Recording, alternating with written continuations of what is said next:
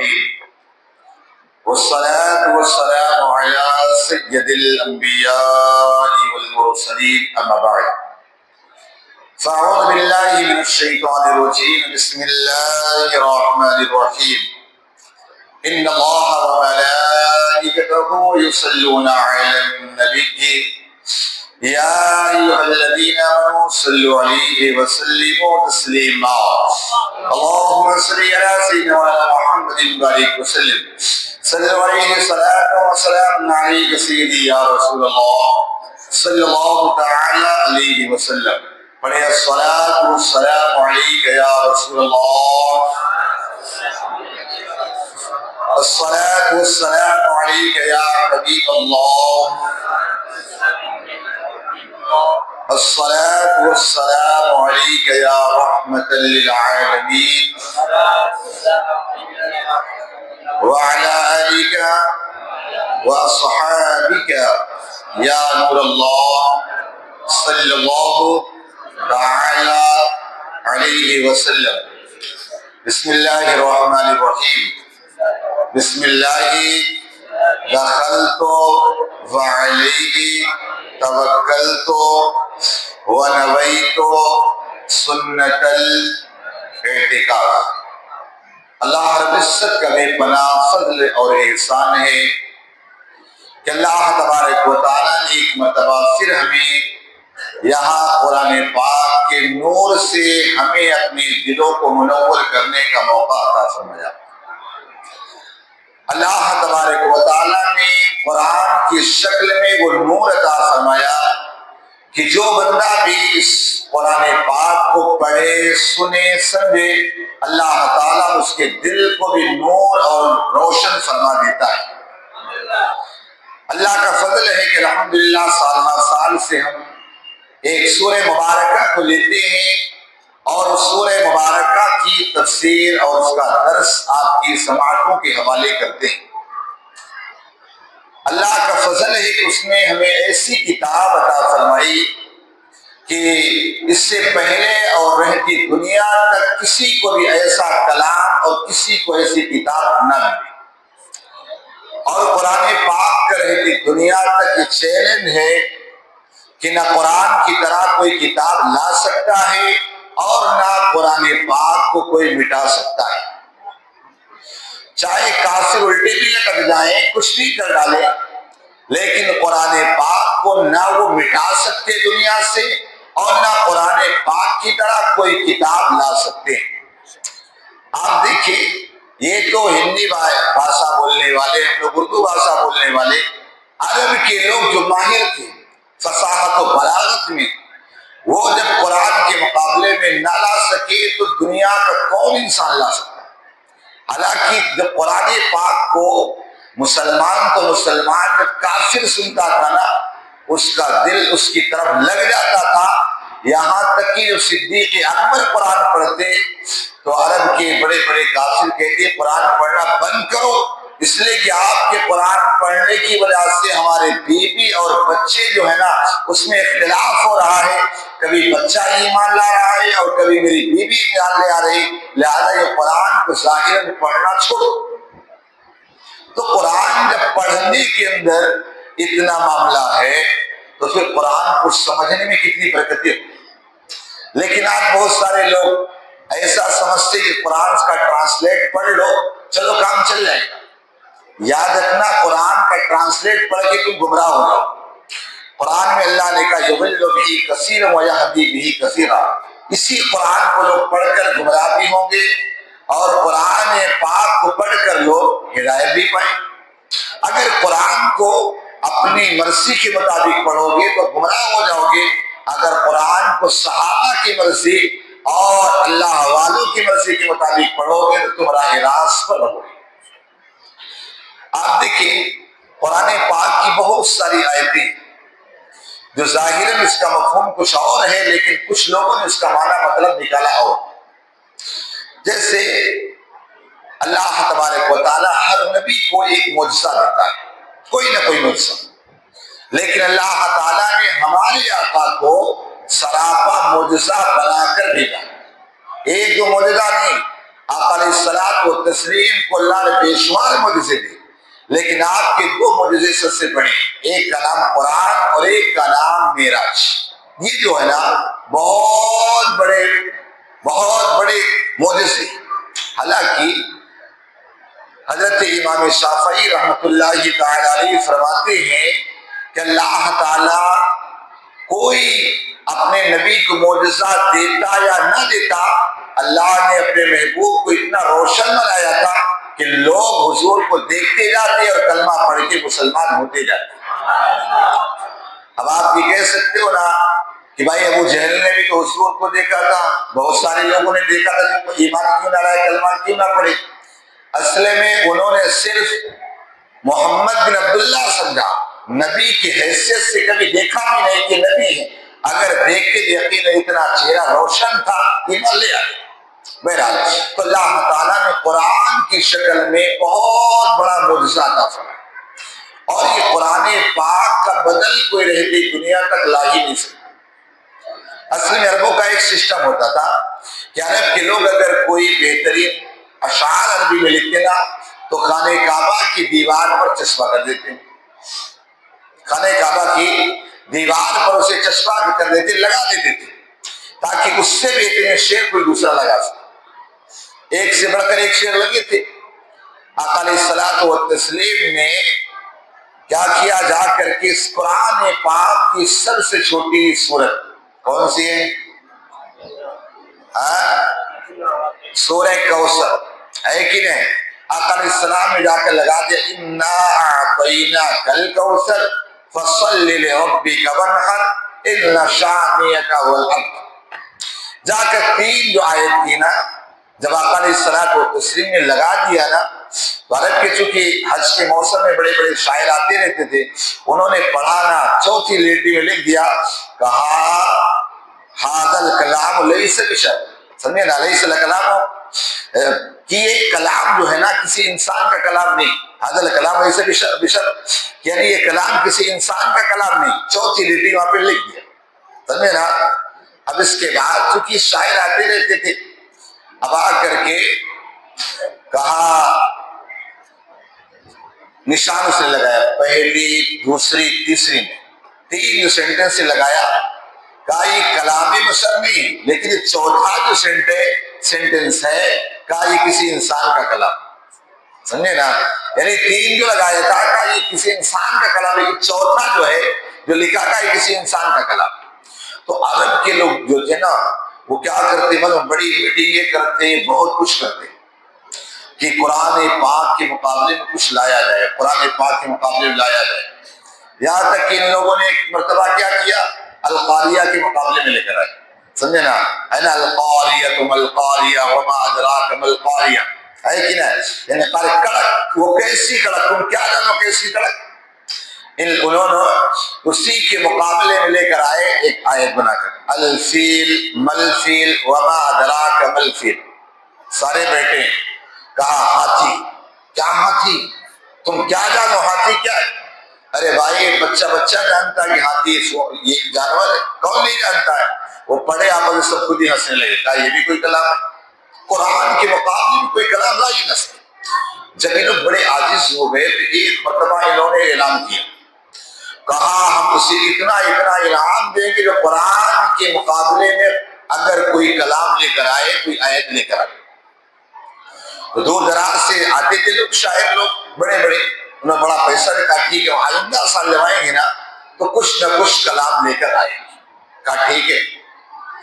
گئے، جا کر کے ایک سال کے بعد آئے تو عرب منتصر تھے کہ حج کرنے آئے، اس بار لائے ہوں گے، کہا لائے، کہا نہیں لا پائے، کہا ہمیں اور پیسہ دو، آئندہ سال جب ہم آئیں گے تو لے کر جائیں۔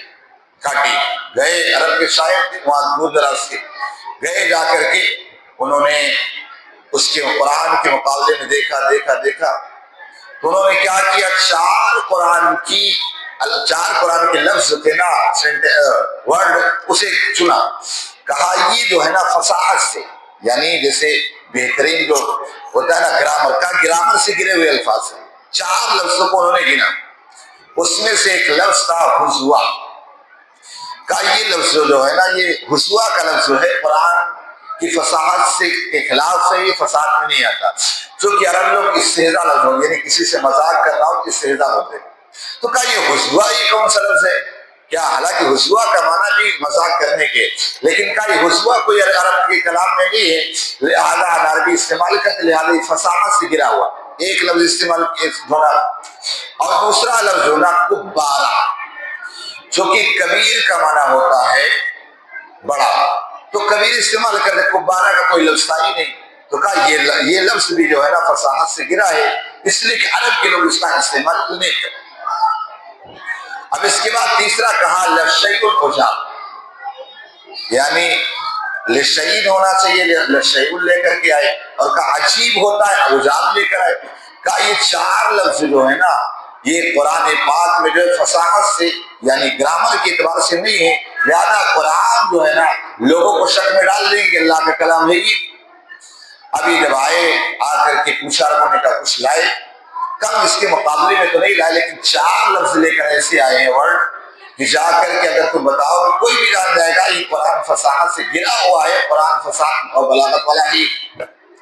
اب اس کے بعد جا کر حضور کی بارگاہ میں رکھ دے تو آقا صلی اللہ تعالی علیہ وسلم نے سے کہا کہ یہ دیکھو چار لفظ قرآن میں ہیں، یہ جو ہے فصاحت سے گرے ہوئے، کہا یہ گرامر کے اعتبار سے نہیں.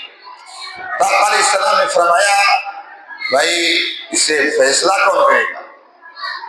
آپ کہہ رہے ہو، میں کہہ رہا ہوں فصاحت و بلاغت والا ہے، اس کا فیصلہ کون کرے گا؟ تو کہا ایک ہے بندہ جو وہاں چوٹی پہ رہتا پہاڑوں پہ، وہ کبھی انسانوں سے نہیں ملتا، بڑا فصیح و بلیغ انسان، اور اس کی عمر 96 سال ہے، 96 سال عمر ہے، 96 سال اس کی عمر ہے، لہذا وہ اس کا فیصلہ کرے گا. جب اسے لے کر کے آیا گیا، جب یہاں آیا، اوپر جا کے منع کرو بولے اتنی آواز نہیں ہے، کہا وہ آیا بندہ. تو جب آقا علیہ السلام وہ تسلیم جب آپ وہاں تشریف فرماتے آیا وہ 96 سال کا بڈھا، تو آقا علیہ السلام اس کے لیے نہ کھڑے ہوئے نہ کچھ، آپ بیٹھے رہے. جب وہ بیٹھ گیا تو آقا کھڑے ہو گئے. اب اس کے بعد جب وہ کھڑا ہو گیا شرم سے تو آقا پھر بیٹھ گئے، تو پھر وہ کھڑا ہو گیا، یعنی اس طرح ہوا. پھر آقا علیہ السلام ادھر بیٹھ گئے. اب اس کے بعد آقا نے کہا اچھا آؤ ادھر بیٹھ گئے. پھر آقا وہاں سے اٹھے آ کر یہاں بیٹھ گئے، کہا چلو اچھا آؤ ادھر بیٹھ گئے. اب وہ بڈھا 96 سال کا غصہ ہو گیا، جھگلا کر بولتا ہے، کہتا یا محمد اتتخذنا ہزوا انی شیخ الکبار ھذا لشیء عجاب. وہ سارے لوگ لے کر کے آئے تھے کہ فیصلہ کرے گا یہ بوڑھا جو ہے، یہ قرآن میں چار لفظ جو ہے نا فصاحت سے گرے ہوئے ہیں.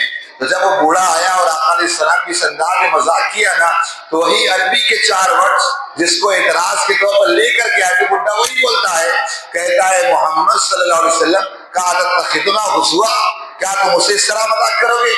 کہا انی شیخ الکبار، کہا میں بوڑھا انسان ہوں. کہا ھذا لشیء عجاب، کا یہ بڑی عجیب چیز ہے. جو چار لفظ لے کر آئے تھے نا، وہ چاروں لفظوں کو سنے نا، وہاں سے بیچارے شرمندہ ہو کے بھاگے، وہاں سے بھاگے. جس کو لے کر آئے تھے کہ قرآن کی فصاحت اور گرامر کے خلاف ہے، جب سنا نا کہ بڈھا جو فیصلہ کرنے آیا ہے یہ بڈھا خود ہی وہی چار لفظ بول رہا ہے، تو وہاں سے بھاگے. تو عرض کرنے یہ چلا تھا کہ قرآن پاک کی شکل میں اللہ نے ہمیں ایسی کتاب عطا فرمائی کہ رہتی دنیا تک اس کا کوئی مقابلہ لا نہیں سکتا، اور نہ اس قرآن پاک کو کوئی مٹا سکتا ہے. مارکیٹ میں 40 قرآن آ گئے، سمجھ بات نا، اور قرآن چھپا کے لوگ لے آتے، لیکن پھر بھی جو ہے نا آپ دیکھیے قرآن پر کوئی فرق نہیں پڑتا. آپ قرآن میں ملائیں گے یا حافظ الحمدللہ ہے، پتا چلے گی کیا لے کر آگے تو کوئی نہیں کر سکتا. بہرحال تو قرآن پاک کی ایک سورہ مبارکہ جسے ہم سورہ نساء کہتے ہیں، یہ سورہ نساء مدنی سورت ہے. اس کا نزول اس وقت ہوا جب مدینہ منورہ میں اسلامی حکومت قائم ہو چکی تھی. سورہ نساء کے اندر اللہ رب العزت نے انسانیت کو پہلے جھنجھوڑا اور کہا اے دنیا والوں تم سب کے سب ایک جوڑے یعنی آدم اور حوا سے۔ قرآن پاک میں اللہ نے فرمایا یا ایھا الناس اتقوا ربکم، اے لوگوں اپنے اس رب سے ڈرو الذی خلقکم من نفس واحدہ، جس نے تم کو ایک جان سے پیدا کیا، وخلق منها زوجها وبث منهما رجالا كثيرا ونساء، اور اسی میں سے اس کا جوڑا بنایا اور ان دونوں سے بہت سے مرد عورت پھیلائے۔ واتقوا اللہ الذی تساءلون بہ والارحام، اور اللہ سے ڈرو جس کے نام پر مانگتے ہو اور رشتوں کا لحاظ رکھو۔ ان اللہ کان علیکم رقیبا، بے شک اللہ ہر وقت تمہیں دیکھ رہا ہے۔ یعنی اس آیت کریمہ میں اللہ نے یا ایھا الناس کہہ کر پکارا، یعنی قرآن پاک کا ایک اصول ہے، کہیں قرآن پاک میں اللہ نے کہا یا ایھا الذین آمنوا، کہیں یا ایھا الناس، یعنی کہیں یا ایھا الناس کہا، کہیں یا ایھا الذین آمنوا کہا۔ اب مفسرین نے فرمایا جن کا نزول مکے کی دنیا میں ہوا، مکے کی زندگی میں، وہ اللہ تعالیٰ یا ایھا الناس اتقوا کہہ کر، یا ایھا الناس کہہ کر پکارتا، اور جو سورہ مبارکہ مدینے میں نازل ہوئی اس میں اللہ تعالیٰ یا ایھا الذین آمنوا کہے گا۔ لیکن یاد رکھیں کوئی قاعدہ کلیہ نہیں، بس اکثر یہی معاملہ ہے، چونکہ جب یا ایھا الناس کہا کہ سارے انسان مراد ہوتے ہیں، اور جب یا ایھا الذین آمنوا کہا جاتا ہے تو صرف ایمان والے مراد ہوتے ہیں۔ اللہ تعالیٰ قرآن پاک میں اس طرح بہت سارے مقام پر پکارتا ہے، لیکن یاد رکھیں سارے نبیوں کو جب اللہ نے پکارا تو ان کا نام لے کر پکارا، کہا یا آدم اے آدم، یا عیسیٰ اے عیسیٰ، یا یحییٰ اے یحییٰ، یعنی اللہ تعالیٰ نے سارے نبیوں کو ان کے نام کے ساتھ پکارا، لیکن اللہ تعالیٰ نے اپنے محبوب کو نام کے ساتھ نہیں پکارا۔ جب بھی پکارا یا ایھا المزمل کہہ کر پکارا، یا ایھا المدثر کہہ کر پکارا، یا ایھا النبی کہہ کر پکارا، یا ایھا الرسول کہہ کر پکارا۔ اسی لیے علماء نے فرمایا کہ آقا علیہ الصلوۃ والتسلیم کا نام اس طرح سے پکارا کرو جو آپس میں تم پکارتے ہو۔ اس لیے کہا گیا کہ اگر کسی بچے کا نام محمد ہونا تو اسے محمد نہ پکارو، اے محمد نہیں، اس کی جگہ آپ لفظ محمد برکت کے طور پر نام رکھو، لیکن پکارنے کے لیے بلانے کے لیے اس کا نام اور جوڑ دو، فیضان، غفران، فرحان، جو بھی جوڑنا ہو جوڑ دو، لیکن محمد کے کہے محمد نہیں۔ قرآن میں اللہ نے کہا لا تجعلوا دعاء الرسول بینکم کدعاء بعضکم بعضا، کیا اے لوگو تم محمد عربی صلی اللہ علیہ وسلم کو آپس میں جس طرح پکار اس طرح ان کو نہ پکارو۔ تو جب بھی پکارنا ہو یا رسول اللہ، یا حبیب اللہ، یا نبی اللہ، الحمدللہ اسی طرح پکارتے۔ اور آج وہ سارے پڑھے لکھے لوگ بھی کہہ دیتے الصلاۃ والسلام علیک یا محمد رسول اللہ، نہیں، غلط طریقہ، نہیں، یا محمد نہیں، بس یا رسول اللہ یا حبیب اللہ۔ اللہ نے ارشاد فرمایا اے لوگوں ڈر، تقویٰ، تقویٰ کہتے ہیں ڈر کو۔ ابھی تقویٰ کیا چیز ہے؟ کہا گیا مفسرین نے لکھا کہ تقویٰ کہتے ہیں ڈر، یعنی اللہ تبارک و تعالیٰ تمہیں وہاں نہ دیکھے جہاں اللہ نے تمہیں منع کیا، اور اللہ تعالیٰ تمہیں وہاں غیر حاضر نہ پائے، غیر حاضر نہ ہو جہاں اللہ نے تمہیں حاضر رہنے کا حکم دیا۔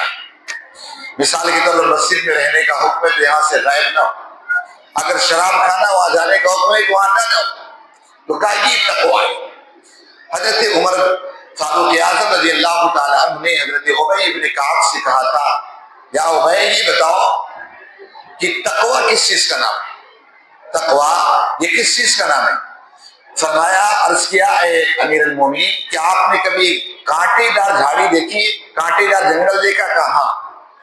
کہا جس طرح کانٹے دار جنگل میں، کانٹے دار جھاڑی میں انسان اپنے دامن کو سمیٹتا ہے تاکہ کانٹا چبھ نہ جائے، اپنے آپ کو سمیٹ کے سکڑ کر نکل جاتا ہے، کہا اسی طرح دنیا کے اندر خواہشات ہیں، شیطان کے راستے ہیں، لوگوں کا بہکانا ہے، ان ساری چیزوں سے اپنے دامن کو سمیٹ کر بچا کے چلے جانا، یہی تقویٰ ہے۔